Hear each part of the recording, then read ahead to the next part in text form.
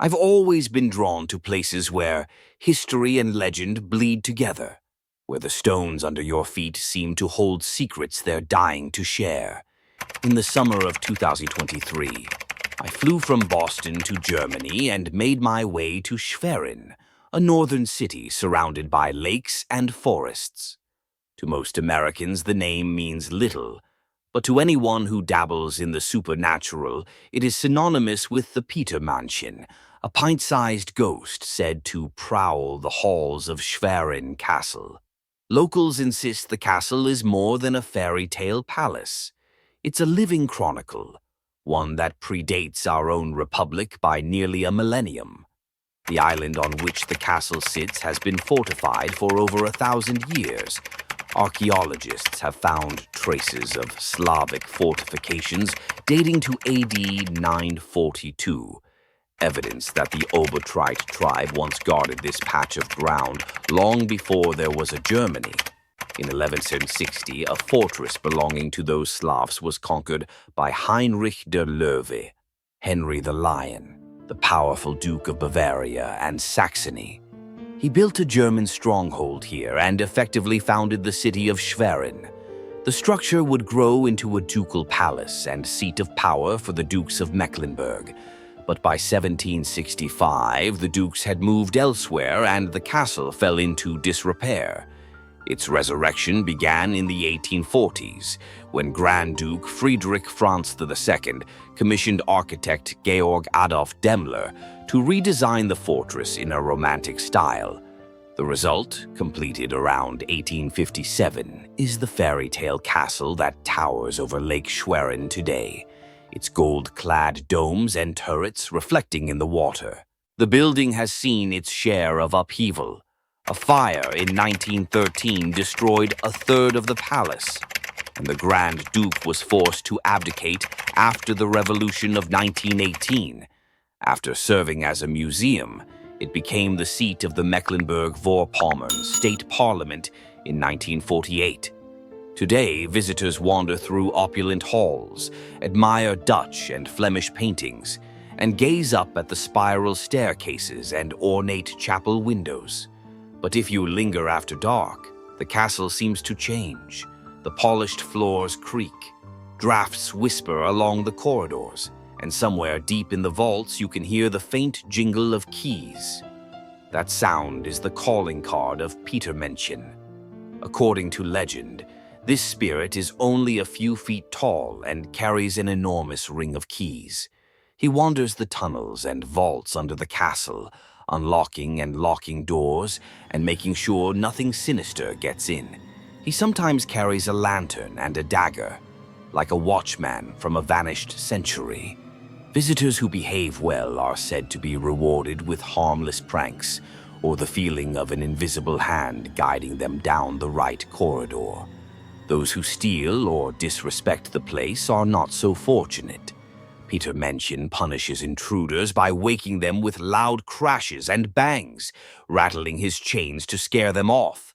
He has even been known to shake sleeping soldiers awake to save them from punishment. The legend's origins are as old as the castle itself. One tale says that when Christianity came to Schwerin, the pagan god once worshipped on the castle island fled, leaving his servants behind. All but one of them departed. The faithful Petermännchen refused to abandon his post. Over the centuries, his description has shifted. Some stories describe him as an old man with a long white beard.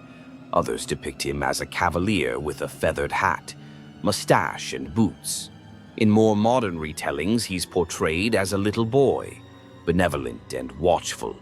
I learned much of this from a tour guide as we stood in the castle courtyard on a gray June afternoon, rain speckling the cobblestones. The guide, a stout woman in her 60s, spoke in German while her assistant translated. Das Schloss hat 635 Zimmer, she said proudly. The castle has 635 rooms, enough for a different one every day of the year.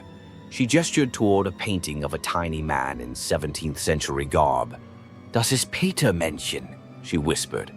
Ist freundlich, aber wehe dem Dieb. He's friendly, but woe to the thief. During the 1857 renovations, she explained, a room was set aside specifically for Petermännchen.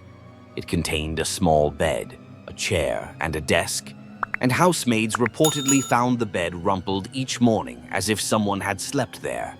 People heard noises coming from the room, but when they entered, no one was inside.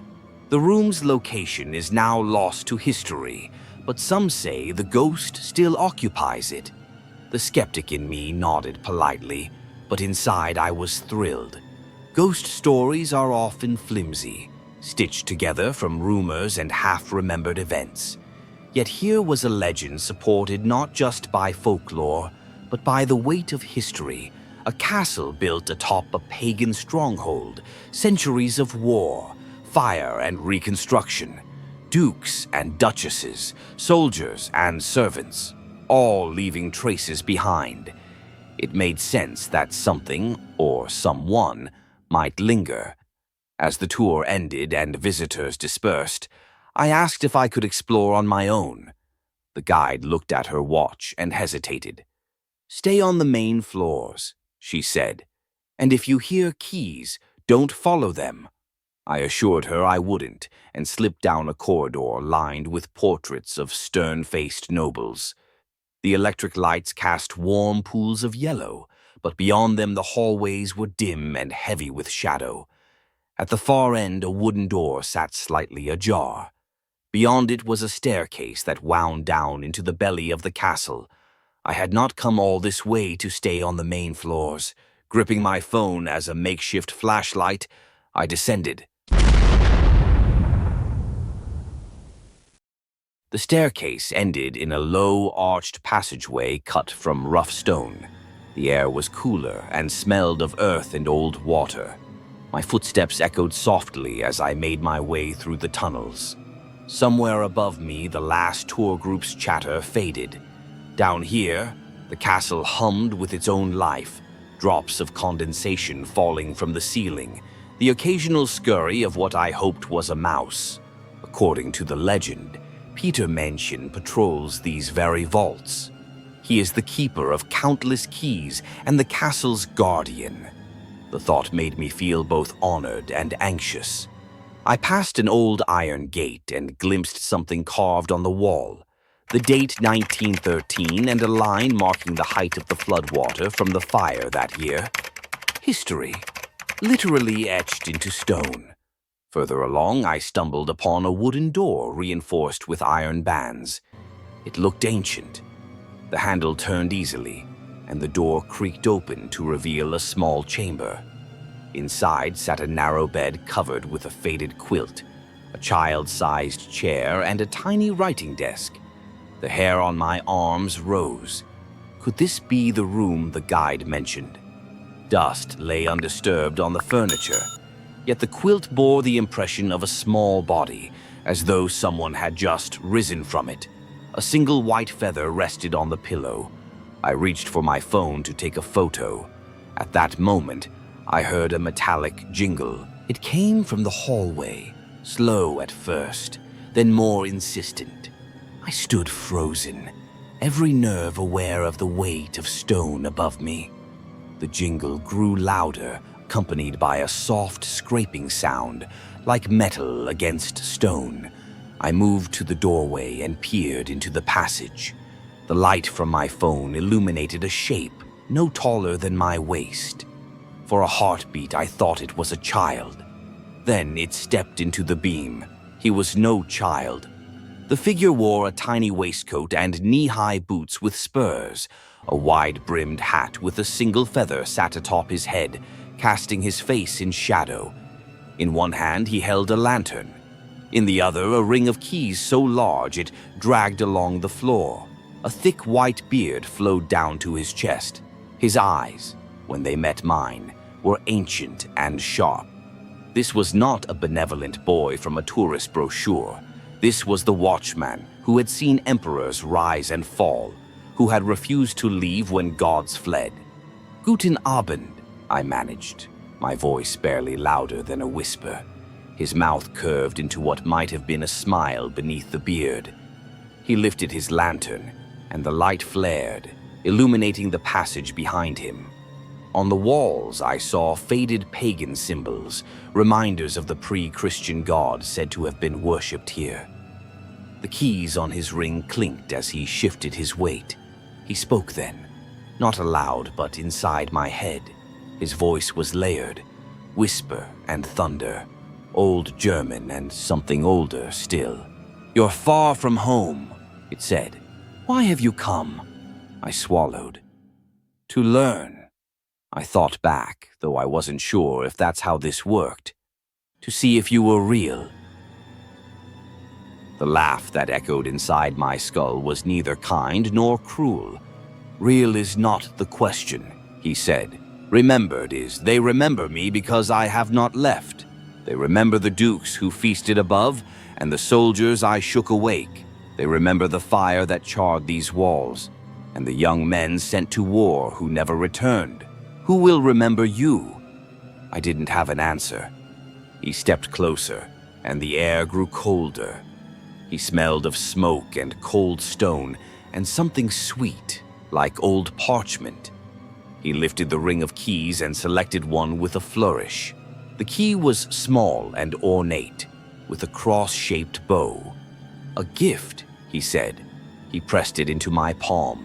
It felt warm despite the chill around us. "Lock what should be locked, open what must be opened." His eyes searched my face, and for a moment I saw them soften. Then, like a draft through an open window, he was gone. The passage stood empty save for dust motes dancing in the lantern's light. Only the weight of the key in my hand proved I hadn't imagined him. I returned to the main corridors in a daze. The tour guide was closing up for the night. She looked at my pallor and raised an eyebrow. "Have you seen him?" she asked, half joking. Back in my hotel room, I placed the small key beside my wallet and passport. It was heavy for its size and carved from some metal I couldn't place. The next morning, I tried to photograph it, but every picture came out blurred, as if the camera refused to capture it. To this day, the key sits in my desk drawer, sometimes late at night. It jingles softly when no one is touching it. I like to think Petermännchen visits, checking up on the American who dared wander his vaults. Schwerin Castle is many things, a masterpiece of romantic architecture, a survivor of wars and revolutions, a museum filled with art. But to me, it will always be the place where history took on a face and handed me a key. When you stand on that island and feel the weight of centuries around you, remember that some stories persist because something in them refuses to die. Petermännchen is more than a ghost tale. He is the castle's memory made manifest. And if you ever visit, listen for his keys. If you hear them, don't run. He might just be offering you a piece of Schwerin's soul. Oh.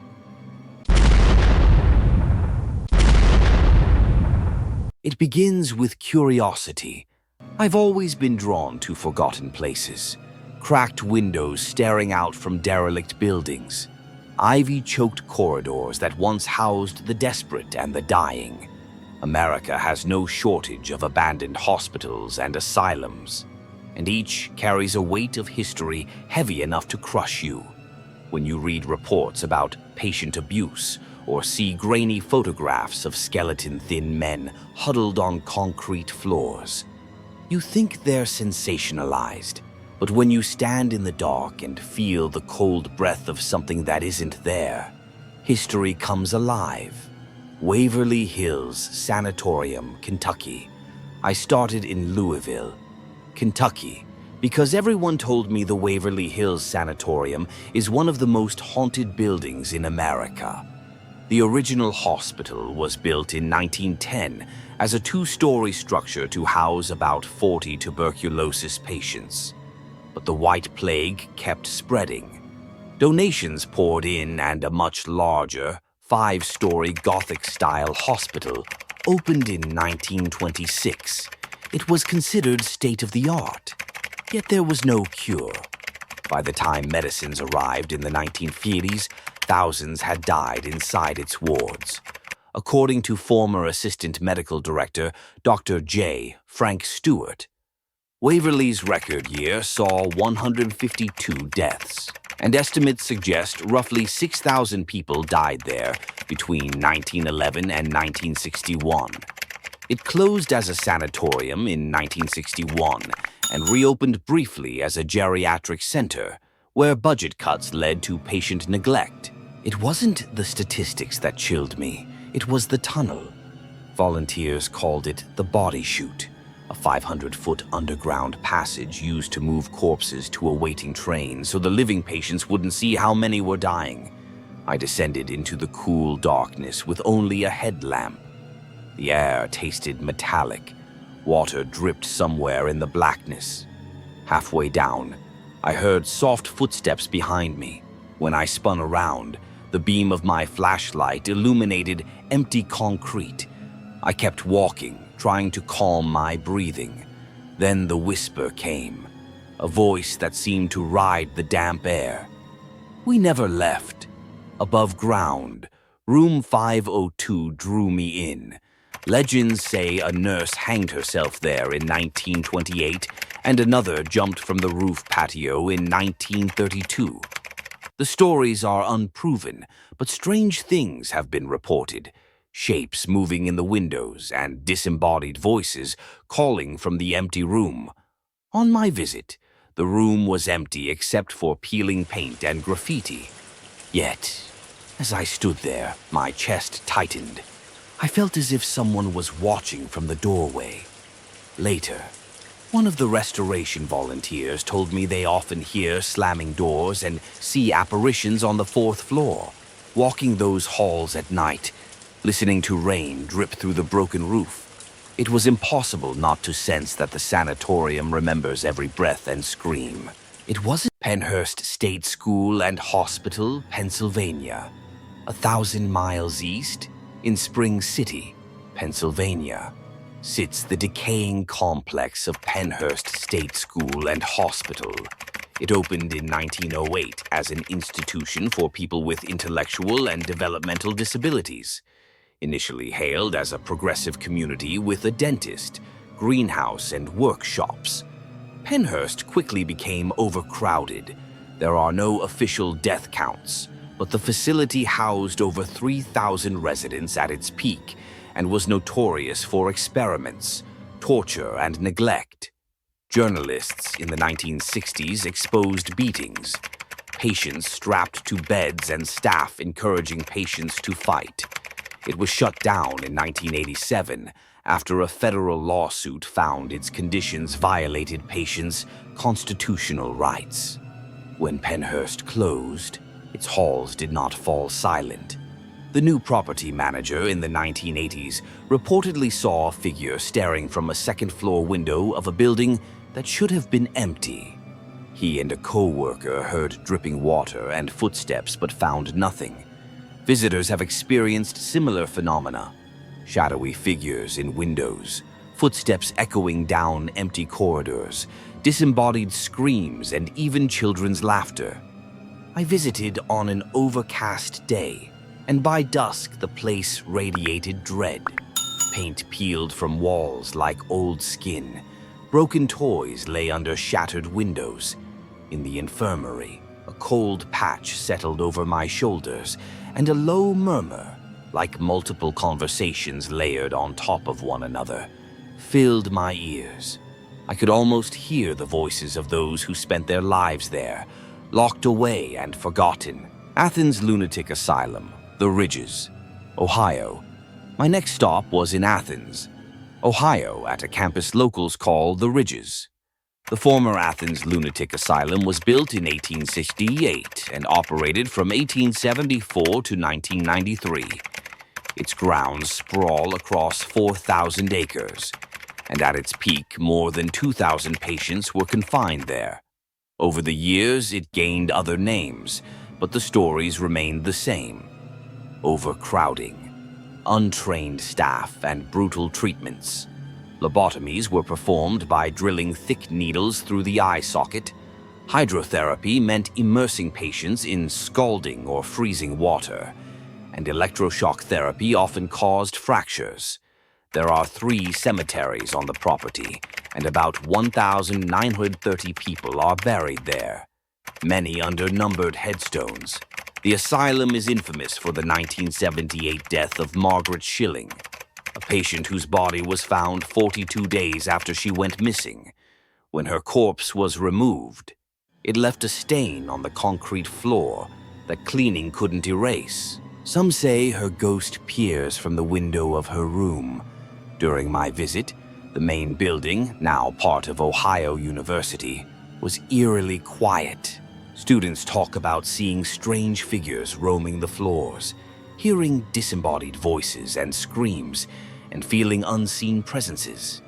In the basement, where disabled patients were rumored to have been chained, visitors have reported the sound of chains dragging.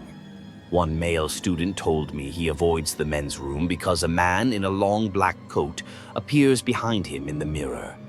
Outside, the cemeteries had been vandalized, and locals whisper about shadowy figures and strange lights over the graves. On a cold night, I stood between 2 rows of numbered stones. The wind rustled the leaves, and I felt as if someone was standing right behind me. When I turned, there was only darkness and the faint outline of the hill. Yet the feeling lingered, a heavy, watchful presence born of a century's worth of sorrow. Why these places still matter? People often ask why I visit these decaying institutions. Isn't it morbid? The truth is, our asylums are monuments to how society once treated its most vulnerable. Waverly Hills, Pennhurst, Athens. They're not just haunted because of ghost stories. They're haunted because thousands suffered and died in isolation, their voices unheard, walking through their empty wards. You can feel the weight of that history. Sometimes it's a whisper in your ear, a cold hand on your arm, or a soft cry in the dark. And sometimes, if you listen, the buildings themselves seem to speak, reminding us of the people we try to forget,